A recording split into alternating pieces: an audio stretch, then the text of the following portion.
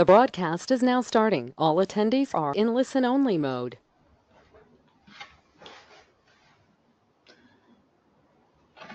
Well, hi everybody. Welcome to Lunch and Learn. Welcome to Tools for Leading Teams. Now, I just want to make sure that I'm being heard. So could I ask, please, if you could just go to the question box on the right-hand side and just click on there and type in clear? That would be fantastic. That lets me know that I'm being heard before we get underway. Thanks, Jenny. Thanks, Bill. Thanks, John. Okay, sounds like I'm coming across loud and clear, which is great. All right, so I hope you had a good couple of weeks since we met last time, and I hope you've had a chance to apply some of the skills that you learned. I'll do a little revision on that, and then of course we'll get stuck into tools for leading teams today. As usual, of course, you'll get a copy of the slides and a recording at the end of this presentation, and so that will give you an opportunity to revise. So just relax and enjoy today's session. Okay, so you can see now on your screen very shortly, you can see that there is obviously there's 6 units. We have now covered 2 and we're on to the 3rd one. So you've got an opportunity now we're virtually halfway through, or will be at the end of today's session. So we looked at characteristics of high-performing teams, and we identified that there were 8 characteristics of high-performing teams. And we looked at 4 stages of team development. So I hope you've had a chance to observe your own team and have a think about what stage they are in their own development and what you as the leader might be able to do in order to move the team on to the next stage. And ultimately the performing stage is the ultimate stage that you want to be at in your teams. All right, so I won't go through and explain what we're going to be covering in sessions 4, 5 and 6. We'll do that in due course. The main thing today is to get stuck into Unit 3. But just before I do that, as I said at the outset, let's just revise what we covered 2 weeks ago. And essentially we're using Bruce Tuckman's group development model to navigate our way through team maturity. And the idea was that in the forming stage, the team acts as individuals and there's a lack of clarity about what the team's ultimate role is. People are keen and interested to know what their particular role is and how they might contribute. Whether or not they do contribute is another thing, but they certainly want to know what they need to do to contribute. After a period of time, of course, then conflict will arise.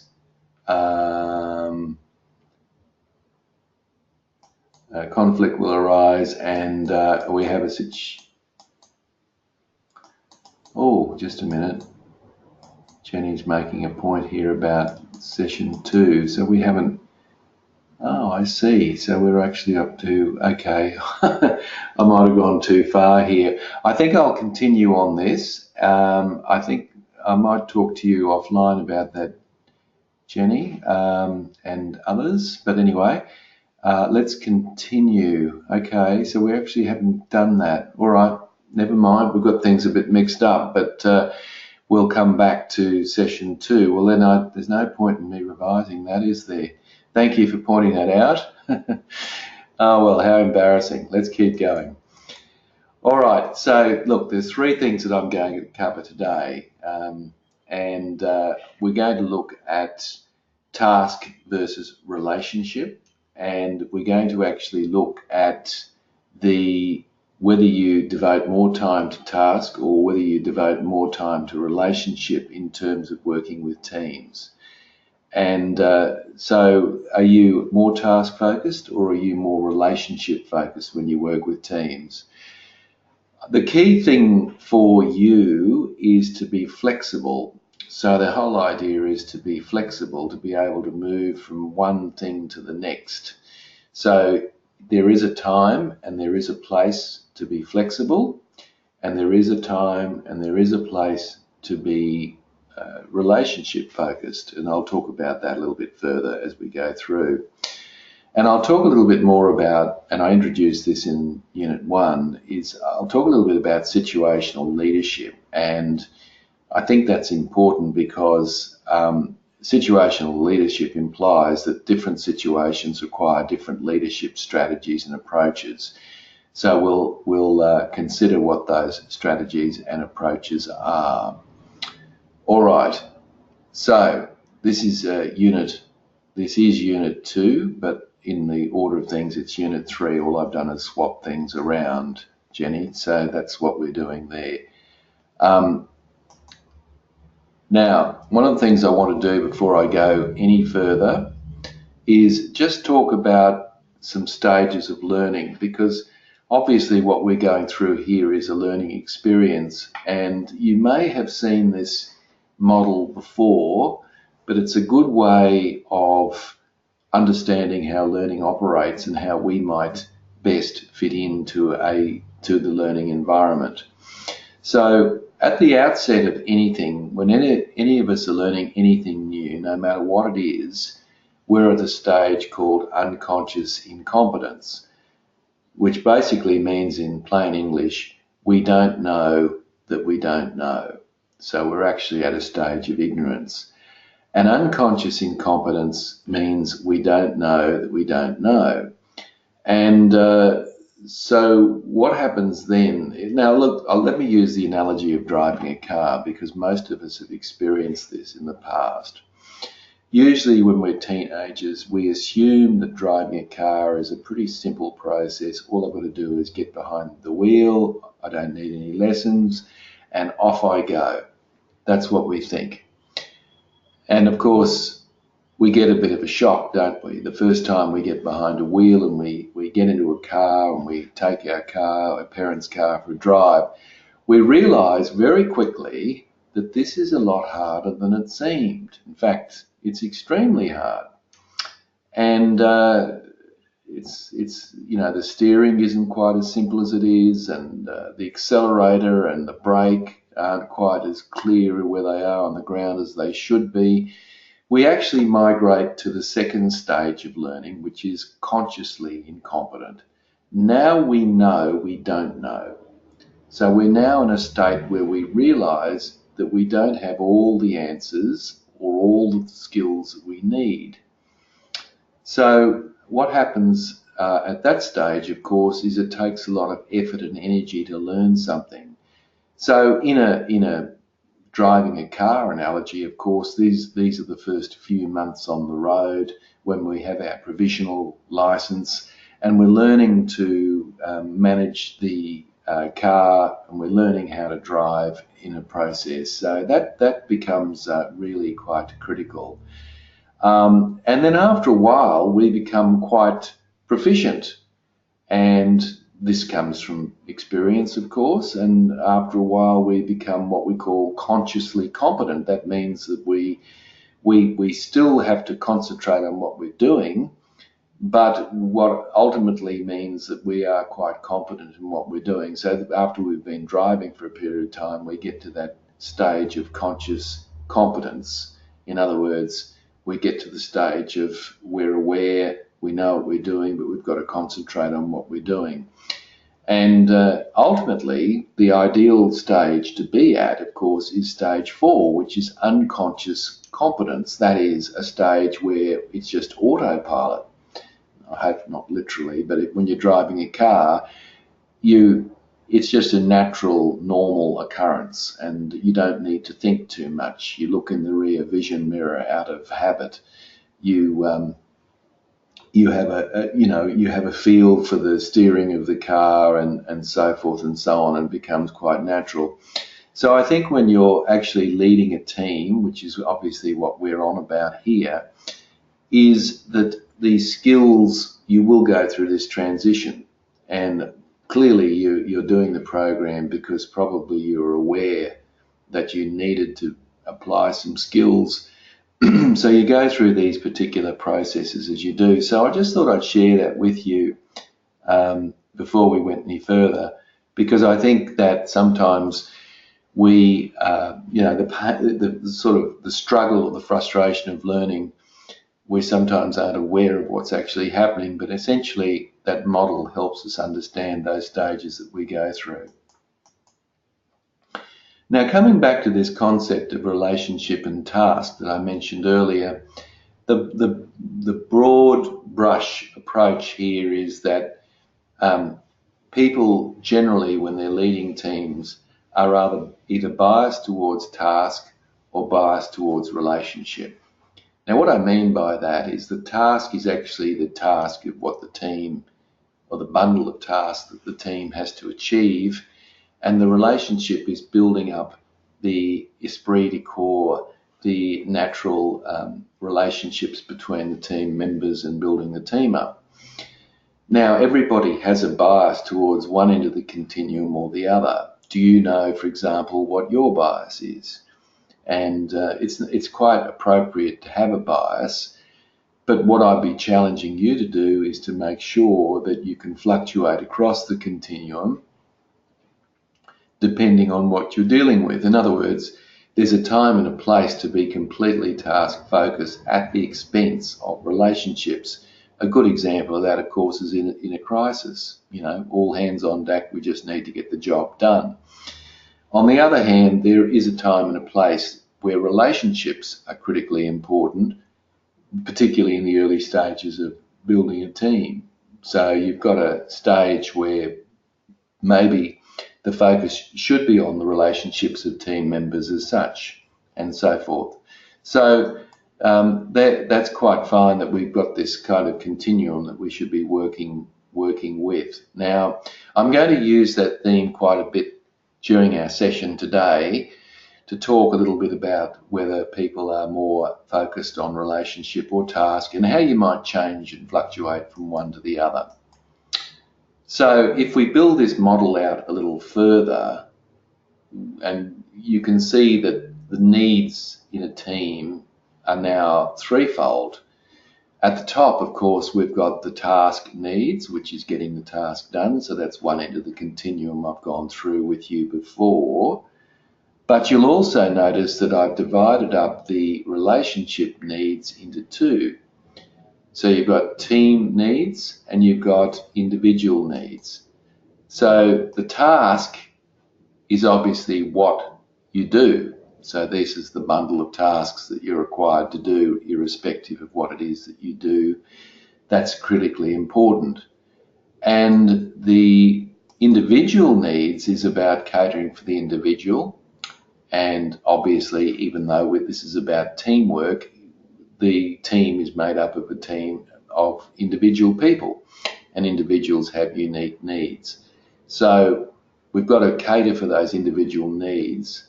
But on the other hand, we've also got to cater for the harmony and the balance in the team. So the relationship part is even more complex in teams because you've got to keep two balls in the air, the individual needs and the team needs. So you can see that that the relationship part is important. I think what's interesting about teamwork is that there's way too little involvement in what I call maintenance of a team. Normally what happens is the team is defined by the tasks. The leader often either doesn't have the time or the inclination to do much maintenance work, which is essentially around the team, developing the team. And they wonder later on when things go awry what they might have been able to do about it. So it is important to deal with the relationship aspects of teams, of course, and not to neglect the individual needs as well. Now, let's build this model up further and talk about Blake's managerial grid and one of the probably the most popular known models around task versus relationship. So you can see on the left-hand side there, you can see a concern from people ranging from 1, which is low, through to 9, which is high. And then down the bottom, you've got concern for production or task, another way of putting it. 1 on the left-hand side is low and 9 high on the right-hand side, which breaks up that into 4 quadrants. And each quadrant describes a particular style of leadership. So as I'm going through this, just have a think about yourself and where you fit into this particular grid. So let's start with low people and low production. So this is what we call an impoverished leader. Now, a good example of an impoverished leader might be someone, for example, who might be the supervisor in a technical environment, such as a lab. So they might be a lab technician who happens to be supervising 4 other lab technicians. And this lab technician is a very reluctant leader. So they pretty much ignore the leadership role and very much get on with the technical aspect of what they do. And they spend their days working on the technical aspects of what they do and ignore the interpersonal needs and even the task needs, and just do their work. And they don't really want to be in that leadership role, and they don't exhibit or exercise any sort of leadership in that role. Hopefully you're not in that boat. So that's one extreme. Now, one that's up here is, this is the concern that is low on production and high on people. And we call this the country club leader. Now, I'm not a member of a country club, but I'm assuming that what happens in a country club is that people generally have convivial relationships with each other, but I don't think too much really gets done. A bit of business might be done here and there, but essentially it's probably pretty relaxed environment. And the country club leader, that's the way they lead. They're very, very aware of the needs and interests of the individual, and they cater so much for the needs and interests of the individual that they forget that there is a task or series of tasks that need to be done. So what happens in those sorts of teams is that people can get very frustrated because there's so much focus on the team and the people that there's hardly any focus on the task. So hopefully you're not in that boat. So if you go to the other extreme, which is diagonally opposite, you've got the task-focused leader. It's high on production, low on people. So these people are pretty much of the view that you just get the task done no matter what, and relationships and all the rest will take care of itself in due course. Our job is just to get the job done. So these people can be quite hard taskmasters, do not pay too much attention to the individual and their needs, and as a result of that, often they'll get things done, but at great expense in terms of team morale and harmony and a whole range of other factors that are not taken into account.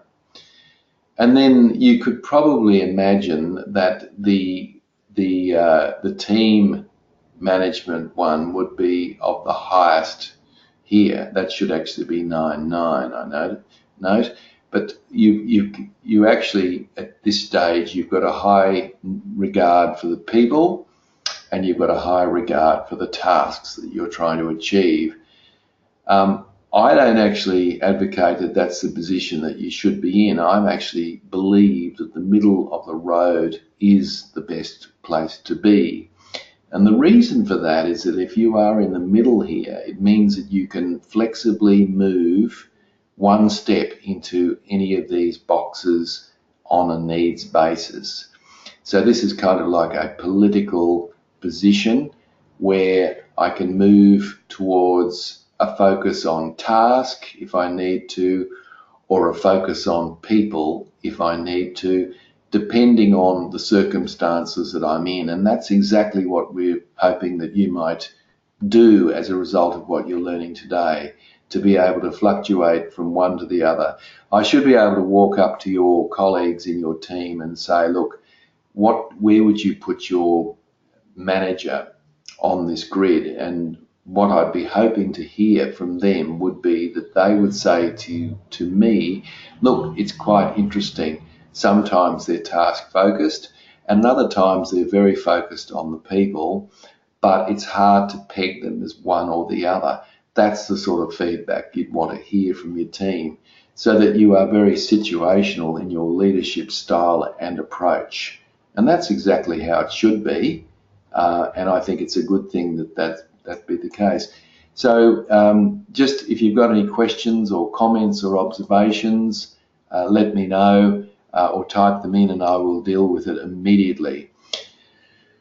All right, so moving right along, if we, Kurt Lewin, who is well known for lots of reasons, in the early part of the last century was one of the gurus on change management. But Kurt Lewin identified 3 types of leadership, and you can probably imagine where they are in terms of relationship and task.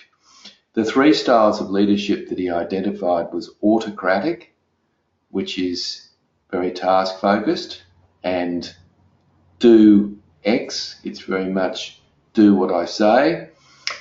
You've got over on the right hand side democratic, which is where the team works together to make the collective decisions. And then you've got laissez-faire, the French word meaning free and easy, where the team ultimately is self-directed and makes up its mind about how it might choose to deal with something. So you've got those 3 options.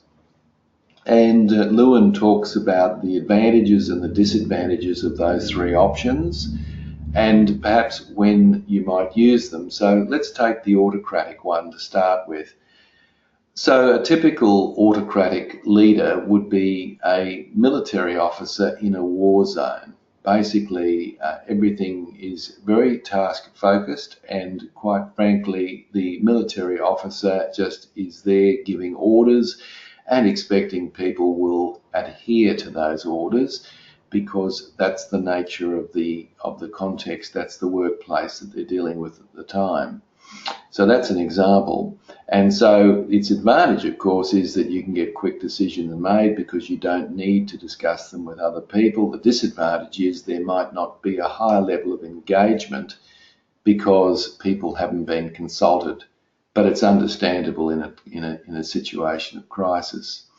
At the other end of the continuum, the democratic style of leader, you might consider to be, say, for example, a manager in a professional services firm. They might be a lawyer or an accountant, and they're dealing with highly trained individuals, and in that case, they can defer and confer together to ultimately make decisions, so that they will spend time in meetings discussing the way forward and what would be the best course of action. The great advantage of that, of course, is that everyone feels that they've got some buy-in into the team. Whether they choose to accept that or not is another thing, but they do have that buy-in.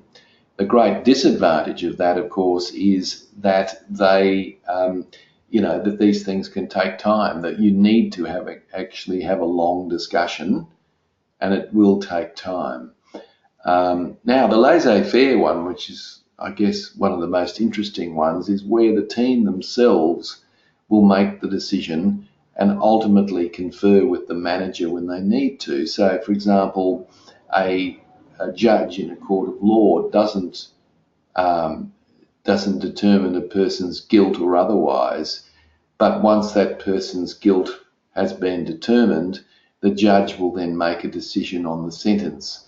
And any point of order or any sort of consideration of the legal matters that are associated with that case, the jury will confer with the jury will confer with the judge. So the implication is, of course, that laissez-faire leaders are leaders in situations where they have a high technical expertise that the team relies on in different situations, and that's why I use the judge. But ultimately, what you're creating there is a self-directed team, of which that team is guided somewhat by their leader. Now, the argument here is that in your workplace, in what you do, you should be aiming to be all 3. So there's a time and a place. Of course, just coming back to the advantages and disadvantages of the laissez-faire leader, The advantages of the laissez-faire leader, of course, is that the team becomes self-sufficient and develops its own momentum.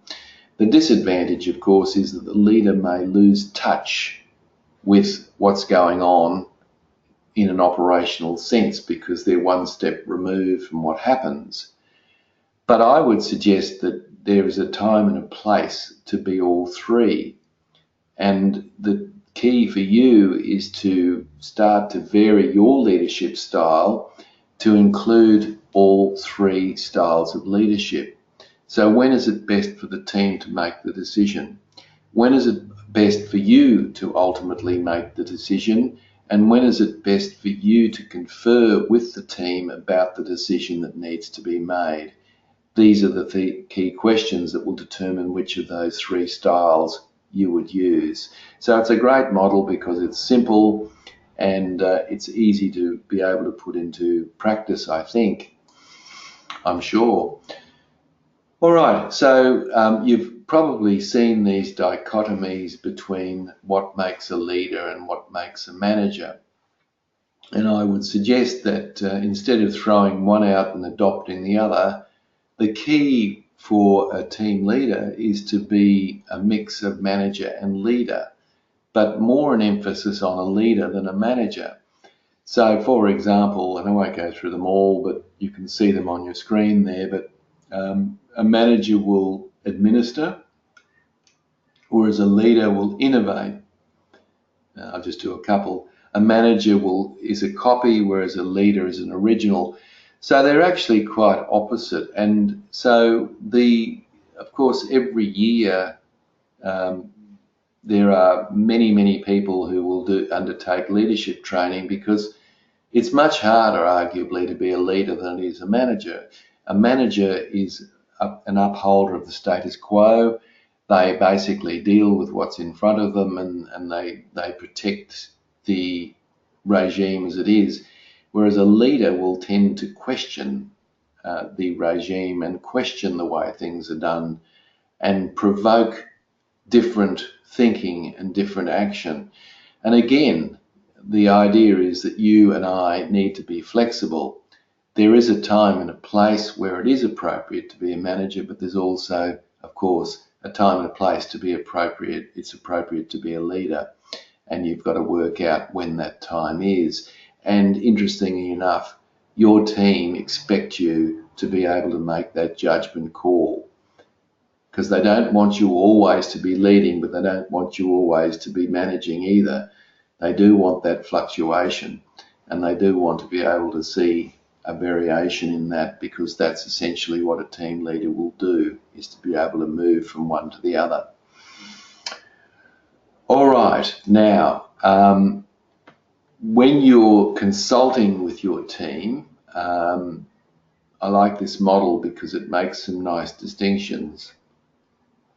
It makes some nice distinctions between the authority of a leader. So if you look up here on the left-hand side, you'll see that this is the leader-centered leadership. So this is very much centered around you as the leader, whereas on the other hand, we have the employee-centered leadership. So in other words, the employees are more involved or engaged at that side of the continuum. And you can notice that down the bottom, we've got 5 different forms of or styles of leadership as a result of that. Now, let me go through each one and perhaps give a time and a place where it might be appropriate to use that. And the one that people will often get confused with is the difference between consulting and sharing. So I'll spend a bit of time on that. But so if you look on the left-hand side, there is a time and a place for a leader just to tell people what needs to be done, and that's the end of that. So if a situation is black and white, such as a health and safety issue, then it's probably very appropriate that the leader just tells it as it is, and that's the way it is, and people get on with it. In an emergency would be another example of that. So you can overlay autocratic democratic and laissez-faire on the top of this model here. Now, obviously, if you're telling people something, then clearly that is very much a leader-centered leadership behavior. Now, selling is probably telling, but it's also explaining the why. So, the difference between telling and selling is that the telling must be fairly obvious, and therefore, because it's so obvious, you don't need to tell people the why. Whereas the selling is where it's still very leader directive, but you're explaining or selling them the message, the rationale, the reason for that. So, what is your explanation? So, for example, if there's been budget cuts, and you've been the one that's made that decision or had to make that decision, then you might explain to your team the rationale for those budget cuts and what's happening at the other end of the business, so that people realise that there's a reason for that and so forth. I'm sure they realise there's a reason, but they want to know what the reason is, and there's some benefit for them knowing that reason as well. Now, the third style, and now we're balancing up the needs of the leader and the needs of the team, is where you consult. So what this means, of course, is that you will ask the opinions of other people. You will do that either one-on-one or in a team environment, but you're actually conferring with your team about the appropriate decision. The difference, though, ultimately, is that you then make the decision. So you've consulted everyone, and having consulted everyone, you then go ahead and make your decision based on that consultation. And that's what that leadership style is about. So the buck stops with the leader, but all the while the leader is actually collecting information and intelligence from the team to make the decision that they need to make. Now, the difference between that and the sharing is that that's where the leadership function is actually shared. This is the democratic style of leadership that we talked about previously. So not only do I confer with all my team members and colleagues, I also will encourage us to make a decision by consensus. All right, so, our parliaments in Australia are set up that way. We will go with the majority rule in council environments. And so ultimately, the minority, the principle is that the minority accepts the majority rule, even though they didn't necessarily agree with it. Now, of course, that doesn't always happen, but it should happen, because that's the convention of majority rule, is that the minority accept the ultimate decision if the majority of people have elected to go that way. And then, of course, this last one here, the fifth one, is an employee-centered leadership style. That is, the leader delegates and lets the employee work within some defined limits. So this is moving towards the laissez-faire style of leadership over here on the right-hand side. And so we have, this is very much the leader, the employee or team member centered type.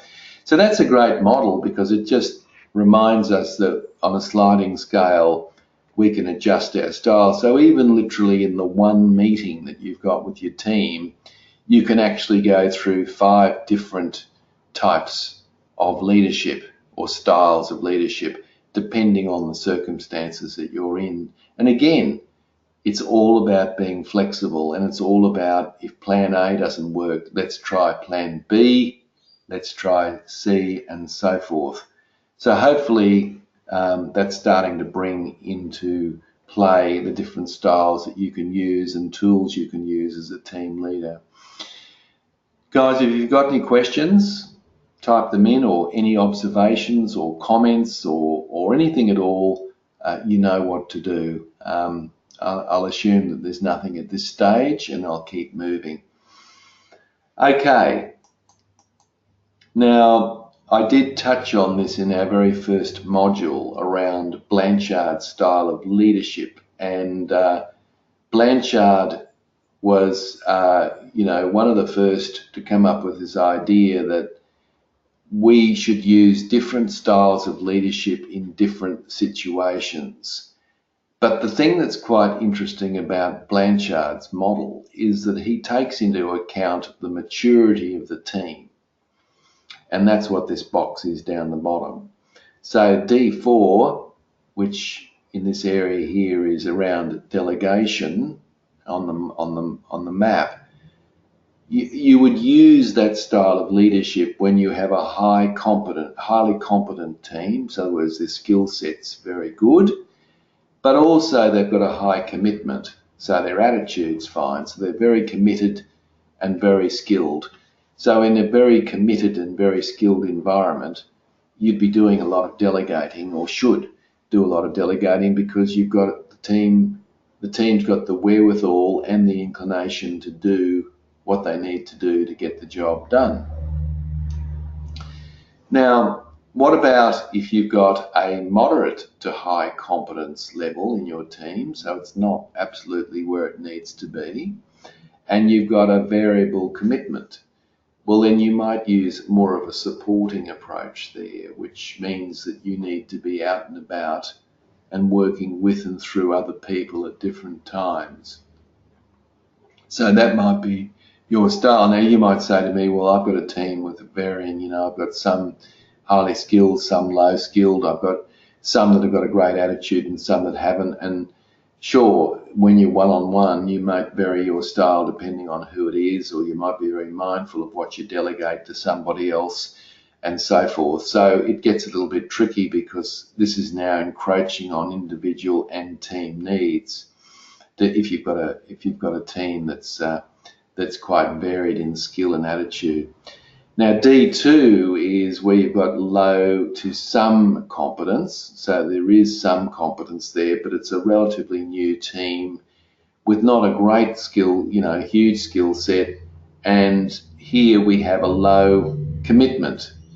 Now, so in this case here, I need to be doing more hand-holding, in which case I would be doing more coaching.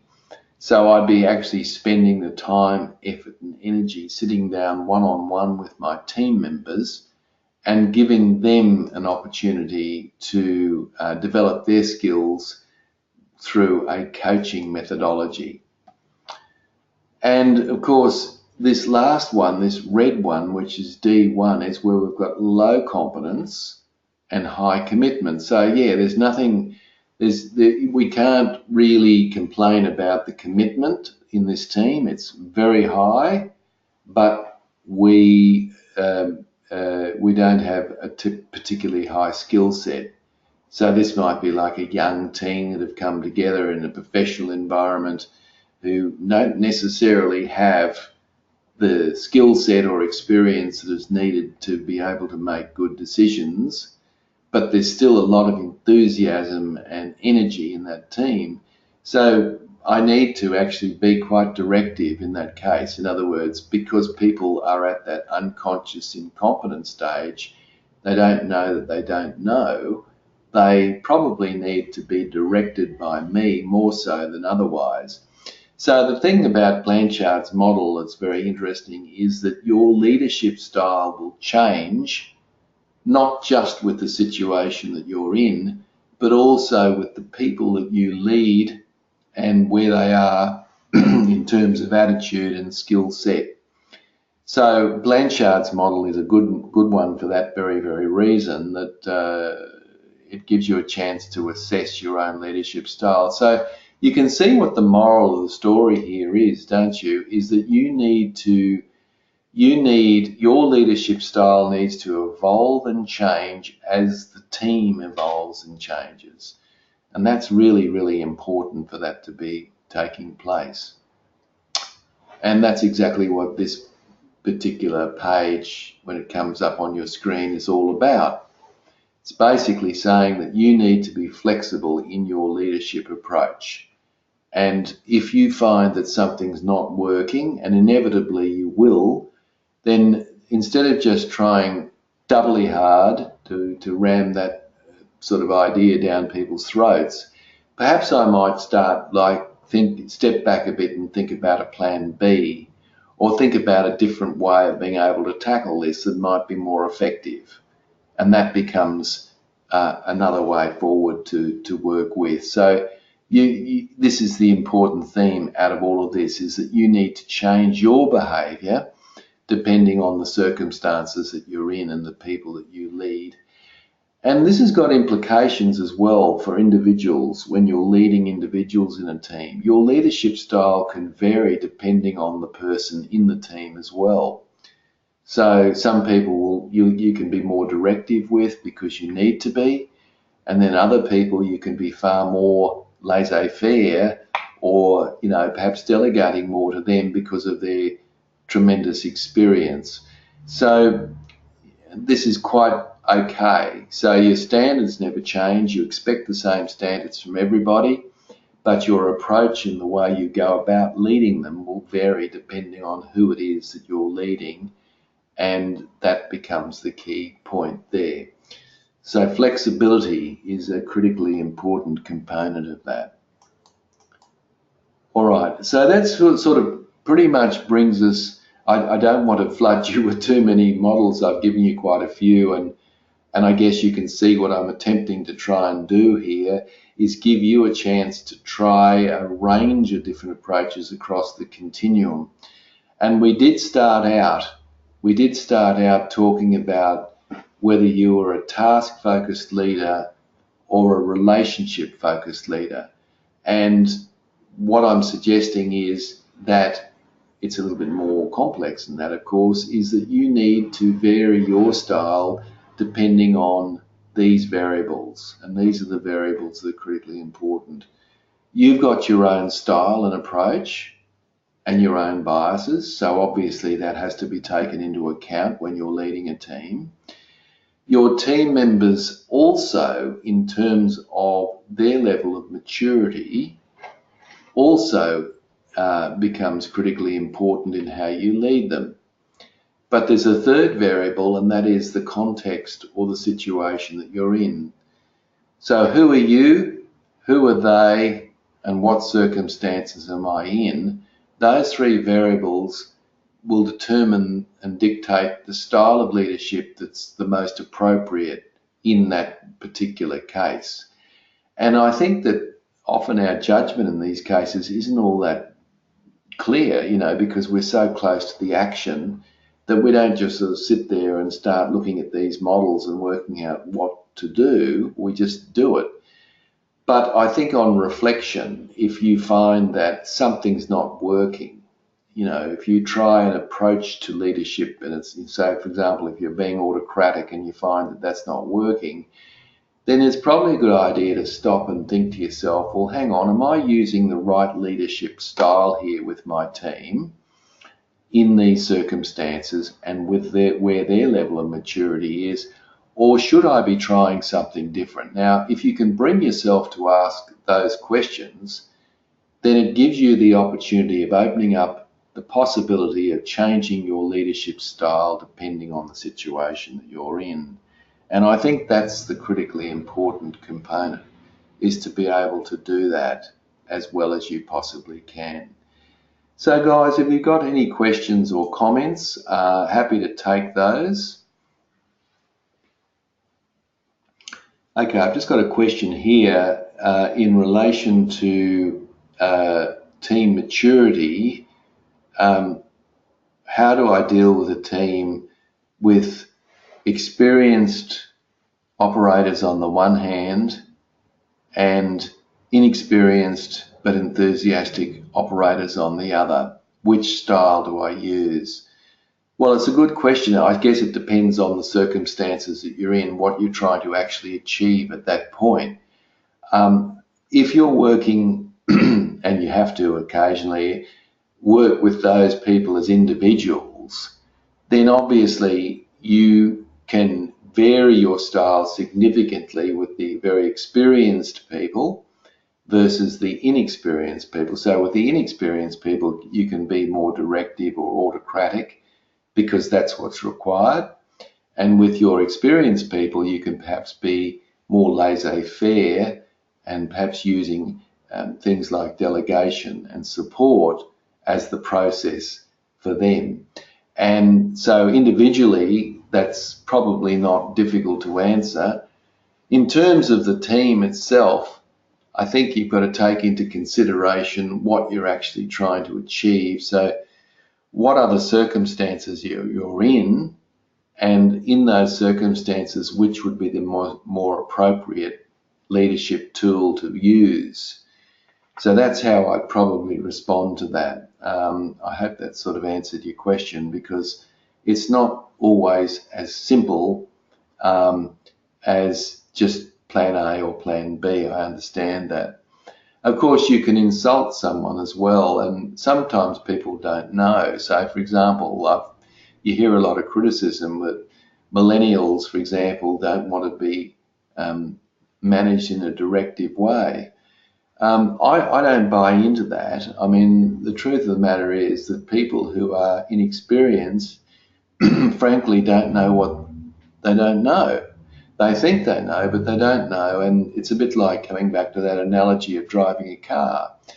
If we all think as a teenager that we know that driving a car is a pretty simple concept. All we've got to do is get behind the wheel and it all happens. Well, it doesn't, and we know that, and through our own ignorance, we find that out in due course.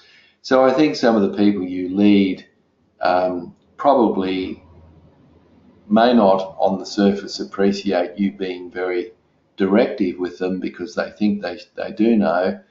But after a while, if they make a mistake or two, or realise that they don't know everything that they thought they did, they might get to a stage where they become consciously incompetent. So they get to the stage where they know for sure that they don't know. So there gets a little bit of frustration there. And if millennials say they don't want to be directed, then I think it's because they make the assumption that they actually know more than they really do, and that's not necessarily the case.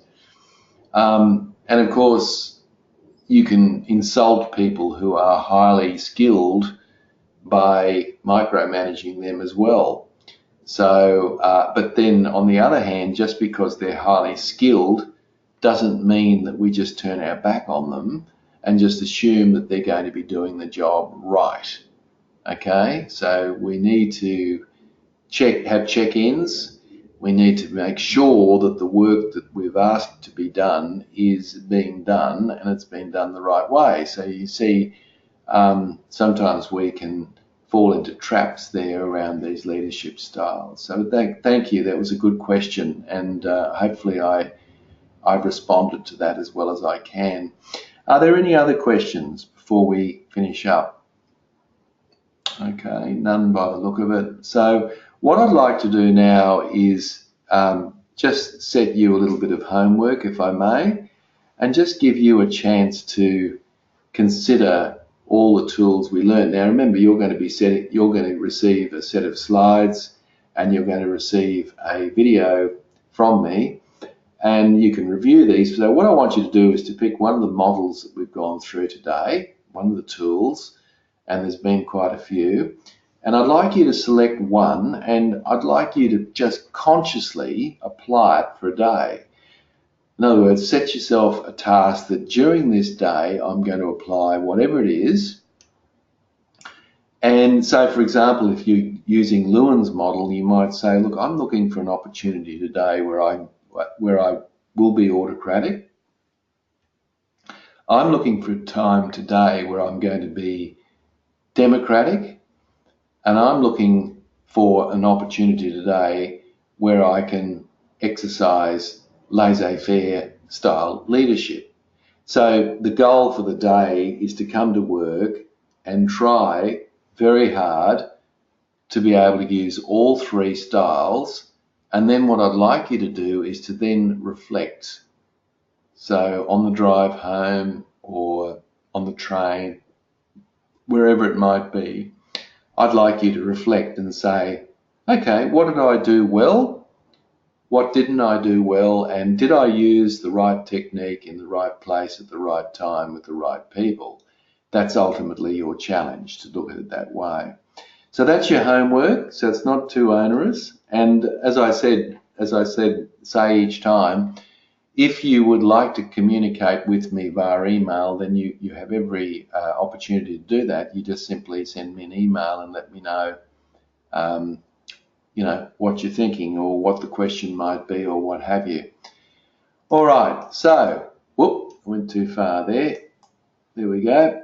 So, with our lunch and learn, we'll move on to the next module.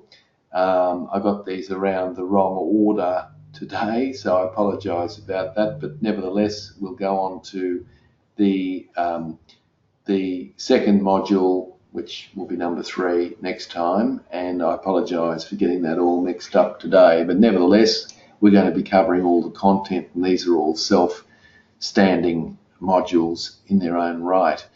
So unless there's any other questions, guys, I think we'll sign off. I wish you a really great weekend coming up, and I wish you a great chance or opportunity to practice some of those skills.